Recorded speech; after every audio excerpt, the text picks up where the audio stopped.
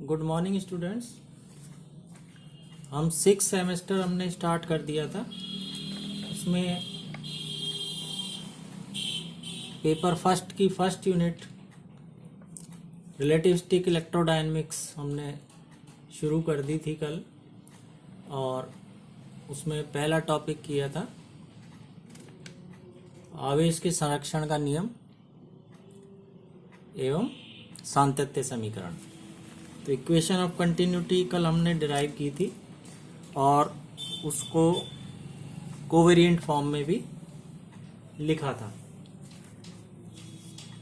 अब हम करेंगे आवेश व धारा घनत्वों के लॉरेंज रूपांतरण, यानी Lorentz transformations of charge and current densities, जो कि किसमें है, जो कल हमने डिफाइन किया था जेम्यू। जेम्यू क्या है? चतुर्विम धारा घनत्व सदिश। और जेम्यू के जो चार घटक हैं वो क्या क्या हैं? जेएक्स, जेवाई, जेजेड, और चौथा क्या है? आईसी रो, या जे वेक्टर, और चौथा घटक आईसी रो। तो ये तो हो गए धारा घनत्व और ये हो गया आवेश घनत्व। तो जो 4 करंट डेंसिटी वेक्टर है जेम्यू, उसमें धारा घनत्व और आवेश घनत्व दोनों होते हैं, है ना। तो ये जो जेम्यू है, यानी 4 करंट डेंसिटी वेक्टर, इसके लॉरेंज रूपांतरण समीकरण क्या होंगे, ये हमने निकालने हैं।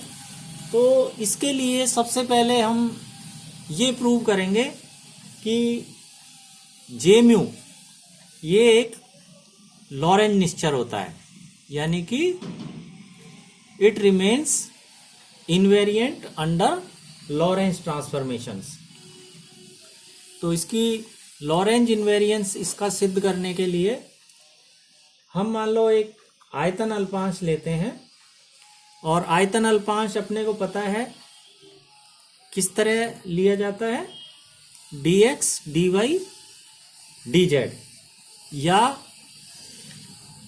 टेंसर नोटेशन में dx1, dx2, dx3। तो इस आयतन अल्पांश में आवेश की मात्रा यानी चार्ज कितना होगा, उसको अगर हम dq से रिप्रेजेंट करें तो आवेश घनत्व यानी एकांक आयतन में आवेश की मात्रा रो, और इतने आयतन में यानी dv आयतन में आवेश की मात्रा कितनी हो जाएगी, रो dv, या रो dx1, dx2, dx3।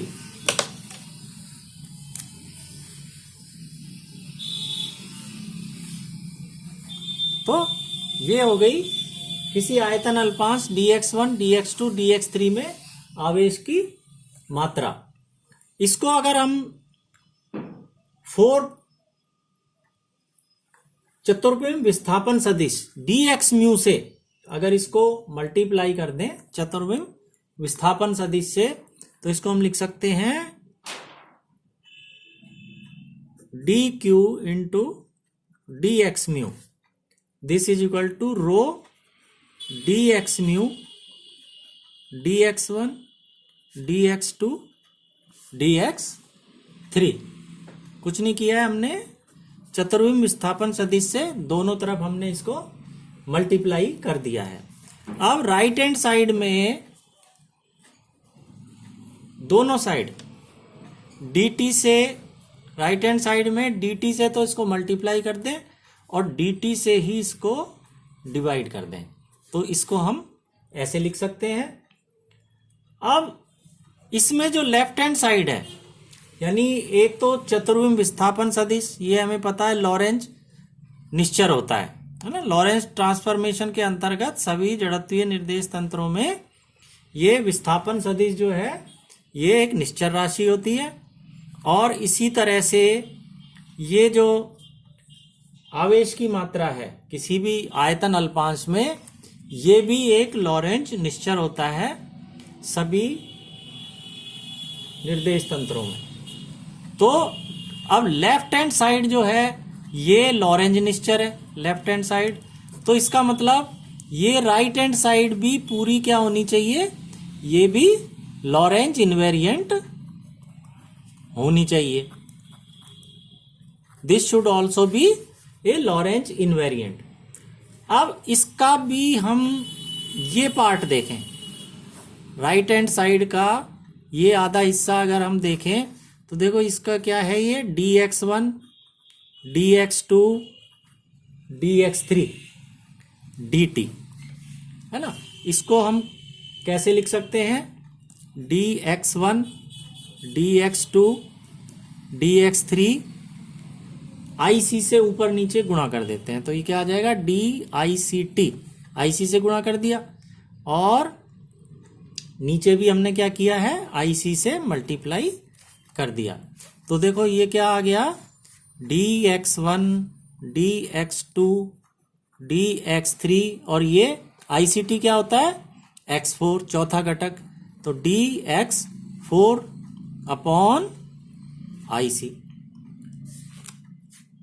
इसको आप कैसे लिख सकते हैं, dx म्यू अपॉन IC, जहां म्यू बराबर क्या होगा 1 2 3 एंड 4, क्योंकि तब ये क्या हो जाएगा dx1 dx2 dx3 dx4 upon IC।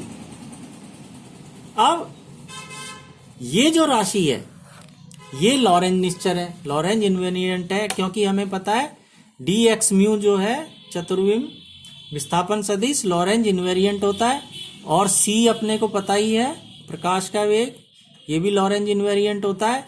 इसका मतलब ये राशि ये लॉरेंज निश्चर है, यानी राइट हैंड साइड में ये इसका आधा पार्ट लॉरेंज निश्चर है, और क्योंकि लेफ्ट हैंड साइड लॉरेंज निश्चर है इसलिए ये पूरा लॉरेंज निश्चर होना चाहिए।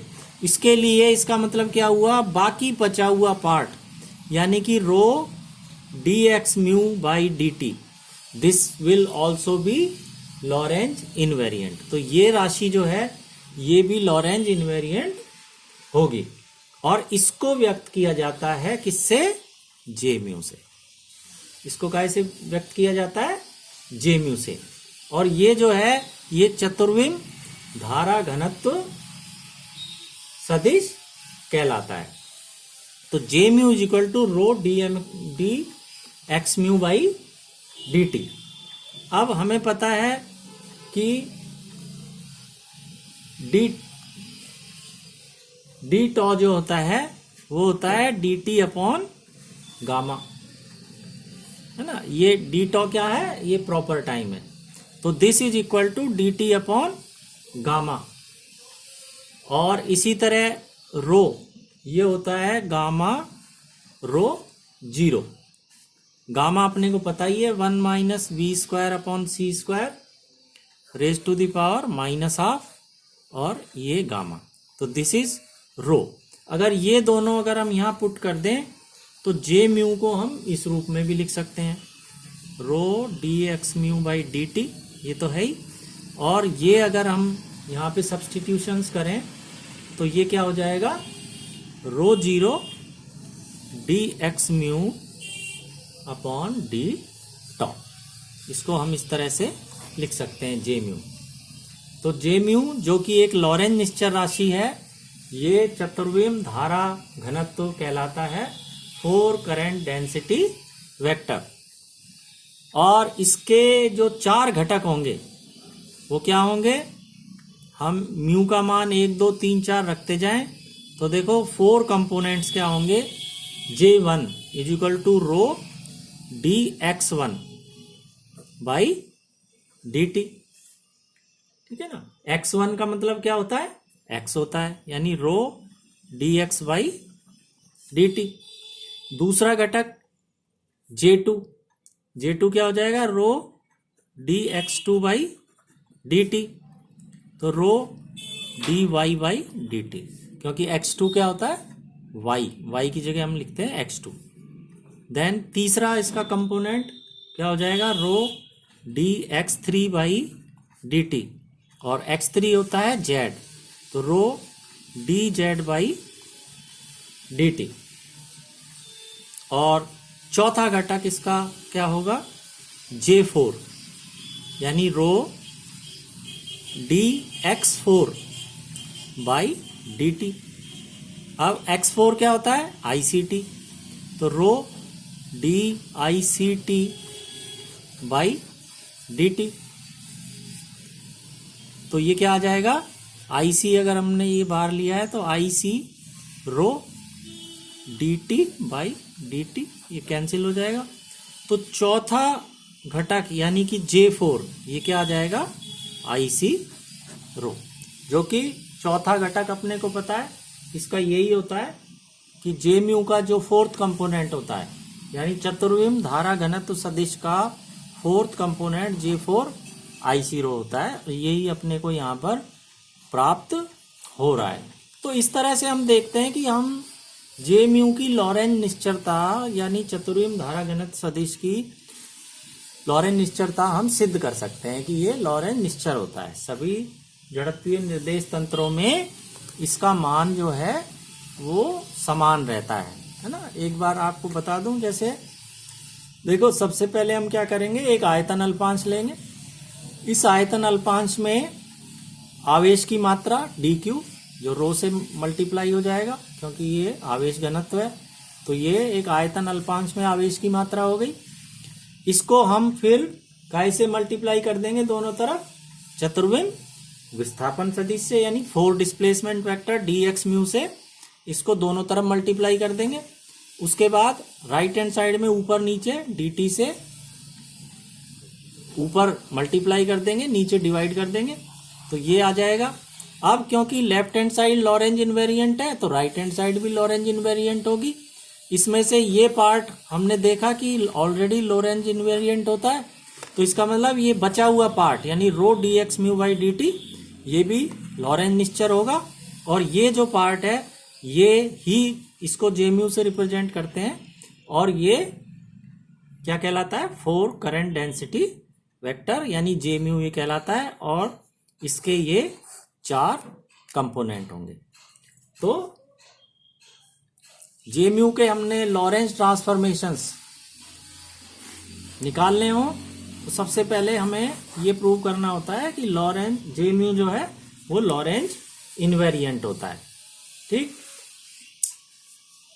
अब हम इसके क्या निकालेंगे कि जे म्यू के लॉरेंज रूपांतरण समीकरण क्या होते हैं, यानी इनके जो 4 ये कंपोनेंट हैं ये किसी दूसरे निर्देश तंत्र S डैश से में अगर देखें तो उनके क्या इनके मान होंगे।